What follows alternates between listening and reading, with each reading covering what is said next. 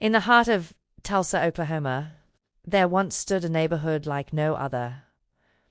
Brick by brick, it rose not with the power of politics, but with the sweat of barbers, bakers, teachers, and doctors. A place where children laughed on porches, jazz spilled from clubs.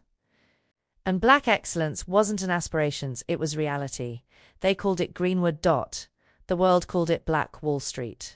Here, freedom wasn't just a word. It was a bookstore on the corner, a doctor's office down the block, a bank run by a man who looked like you. And then came the flames. Not from the heavens, but from hate. Not by accident, but by design. On a summer night in 1921. The sky over Greenwood turned orange. Not from sunset, but from firebombs. Men with badges handed out guns. Planes dropped kerosene. A mob came not to protest, but to erase. In less than 6 hours. Over 35 blocks of black success were reduced to ash. Hundreds were killed, thousands left homeless, and history went silent. But silence does not erase truth, and the soil still remembers. This is not just the story of a massacre. It's the story of a dream, lit by hope and destroyed by fear. A tragedy buried for a century, but not forgotten.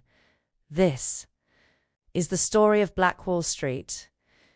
Before the smoke, before the sirens, before the silence, there was Greenwood. Not a town, not a village, but a city within a city.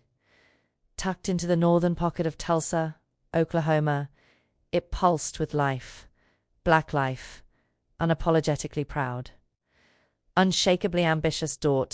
In the early 1900s. While Jim Crow ruled the South, and opportunity seemed like a locked door, Greenwood held the key. It was born from segregation. Yes, but raised on determination.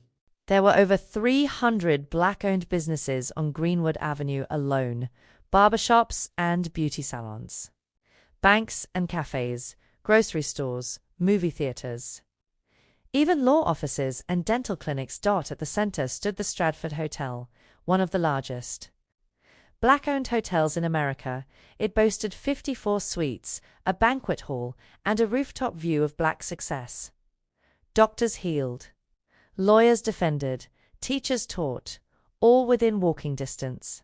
There were 2 schools, a library, and a hospital, all black run. In a time when white America denied opportunity. Greenwood built its own. Children wore polished shoes and clean collars. Women strolled the streets in feathered hats and silk gloves. Men discussed stocks, politics, and land over the crackle of jazz and the hiss of streetcar lines. This was not survival. This was black wealth, black brilliance, black dignity. And word of it traveled far, from Mississippi to Missouri. Families came seeking the promise Greenwood offered, a promise whispered in rail cars and church pews. Come to Tulsa. There we thrive, but prosperity especially.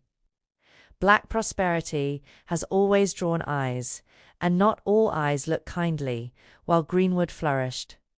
Resentment brewed across the tracks. In white Tulsa, newspapers spoke of unrest.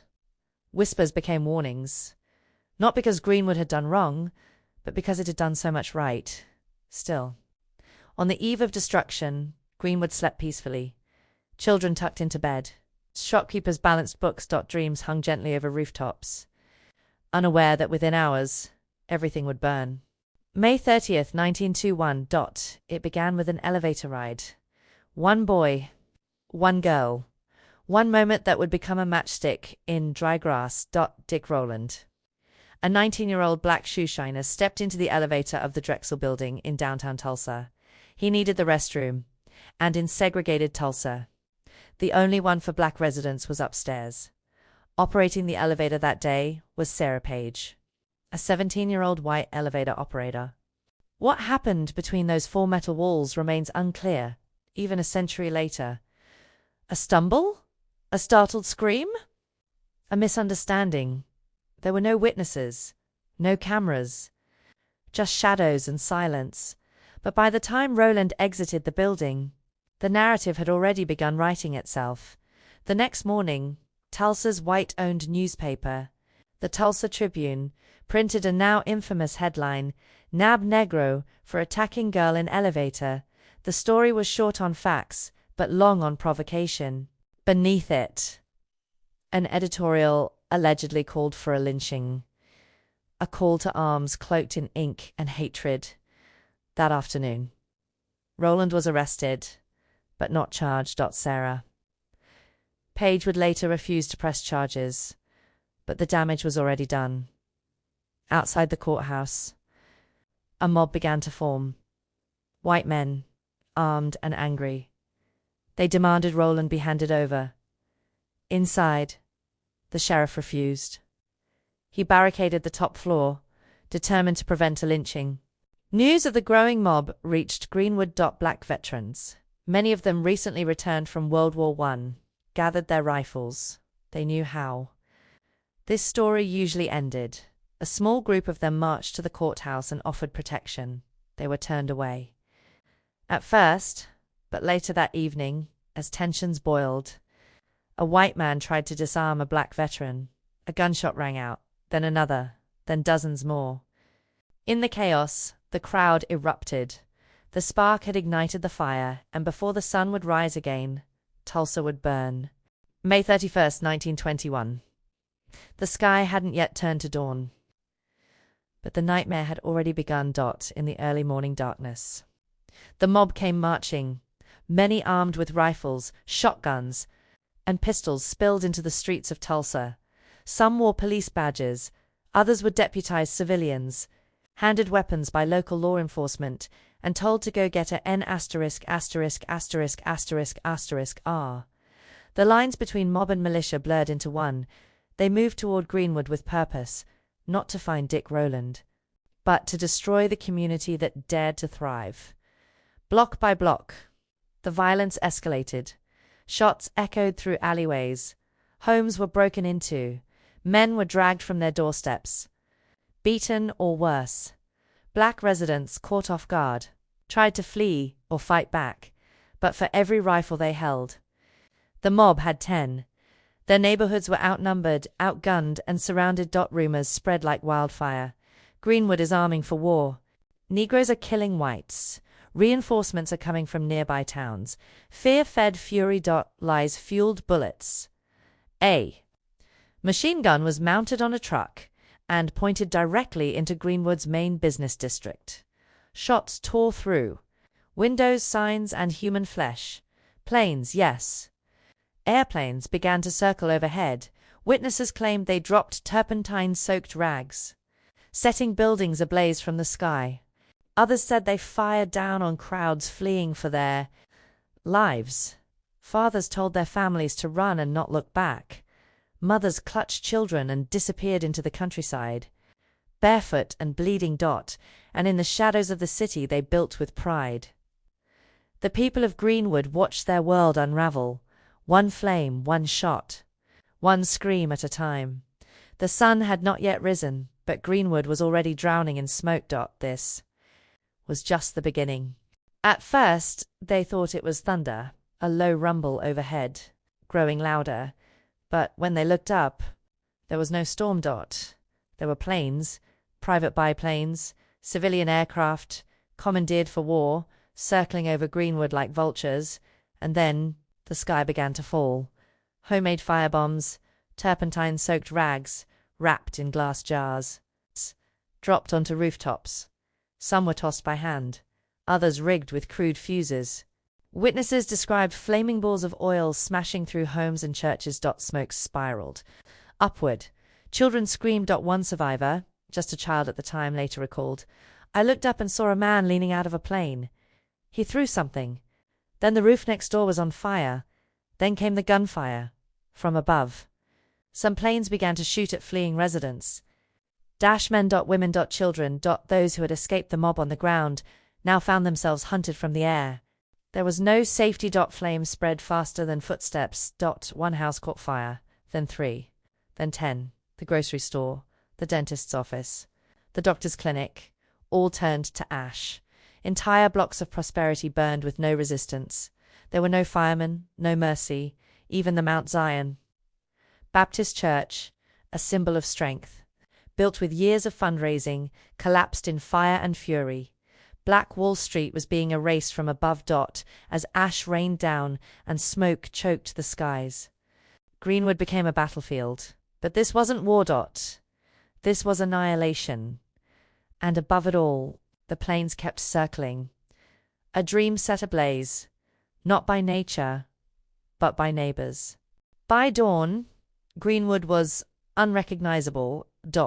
Once the heartbeat of black excellence, now just bones and ash. Charred bricks, twisted iron, the scorched skeletons of what had been homes, shops, lives. 30-5 city blocks gone, burned to nothing in less than 24 hours.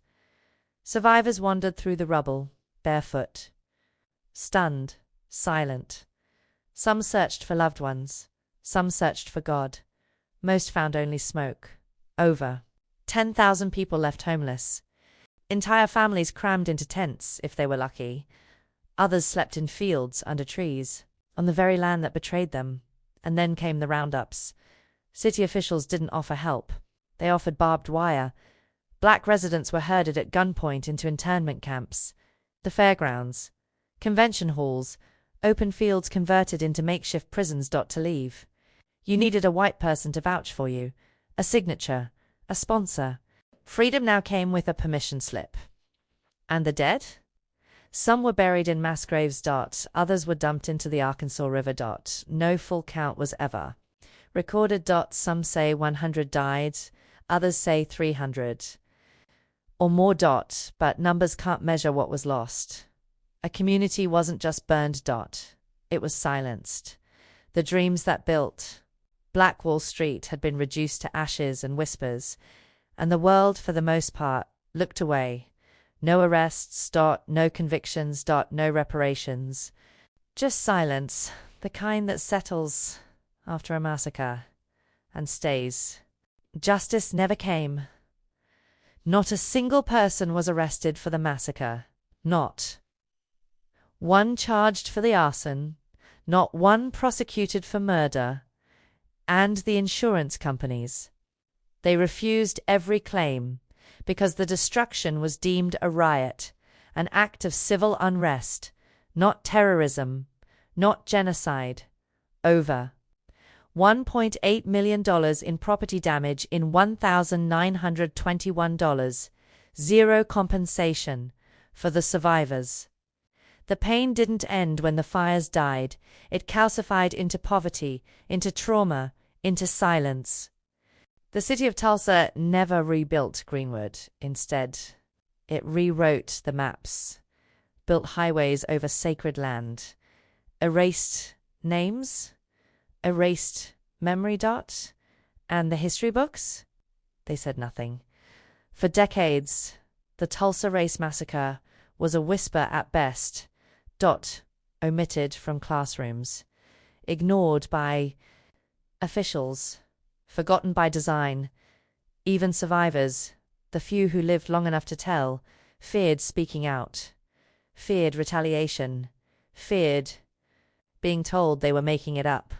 They carried the truth like a wound, deep, invisible, still bleeding. And the rest of America, it moved on. UNBOTHERED. Unchanged. The flames may have died, but the silence that followed was just as cruel. Because what do you call it when a people cry for justice and no one answers? History. The ashes of Greenwood never truly settled, they whispered, then roared. For decades, silence reigned. But truth has a way of surfacing, even beneath layers of concrete and shame. In the 1990s. Tulsa's wounds began reopening. A state commission was formed. Mass graves were investigated. Survivors were finally interviewed. Their stories, once ignored, were now history. In 2021, 100 years later, President Biden visited Tulsa. He became the first sitting U.S. Presidento publicly acknowledged the massacre. Apologies were issued, plaques were unveiled, moments of silence observed. But the survivors, now over a century old, wanted more than silence. They wanted justice. Demands for reparations echoed in courtrooms. Some sued the city, others stood before lawmakers, frail in body, fierce in voice, asking not for pity, but for repair. Because the loss wasn't just buildings, it was generational wealth, it was opportunity, it was legacy, and yet Greenwood lives, in murals, in books, in classrooms, in the voices of those who refuse to forget. The massacre didn't end the dream, it forced it underground. But now, that dream is rising again, stronger, louder. Unashamed, because history denied is history repeated, and Greenwood is no longer silent. What happens to a nation that forgets its own nightmares? When the smoke cleared over Greenwood, America didn't rebuild, it buried, it erased, it moved on, as if nothing had happened. For years, students never read about it. Historians skipped it. Textbooks ignored it. The silence wasn't accidental. It was chosen, and yet, the silence did not last forever. Survivors whispered, descendants searched. The truth clawed its way back from the ashes. Because some wounds don't heal with time, they fester until they're finally acknowledged. The Tulsa Massacre may have been meant to end a dream, but what if it sparked a new one? A dream where justice isn't selective, where history isn't sanitized, where never again finally means something, so ask yourself, how many other Greenwoods lie hidden beneath polite history? How many truths do we still need to dig up, not from the ground, but from our collective conscience? Because a massacre forgot engenders nothing, but a massacre remembered can change everything.